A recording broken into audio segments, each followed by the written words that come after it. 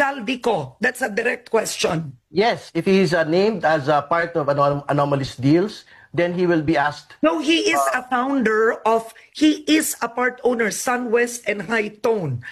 Bakit di sila ang ipatawag? Parang naglolokohan tayong lahat.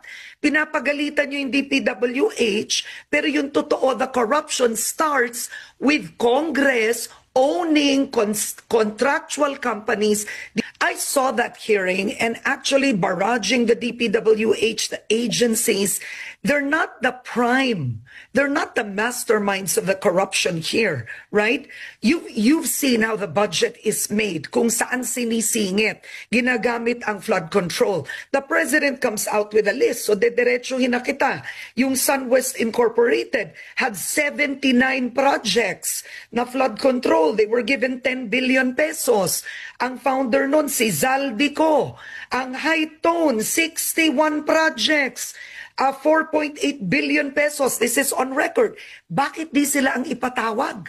Parang naglolokohan tayong lahat.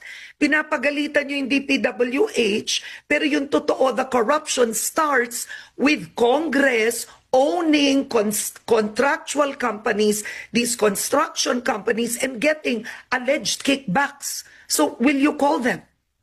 Well, ang trigger po for the Tri-Committee to invite anyone, including legislators, including... No, will you call Zaldico? That's a direct question. Yes, if he is named as a part of anomalous deals, then he will be asked. No,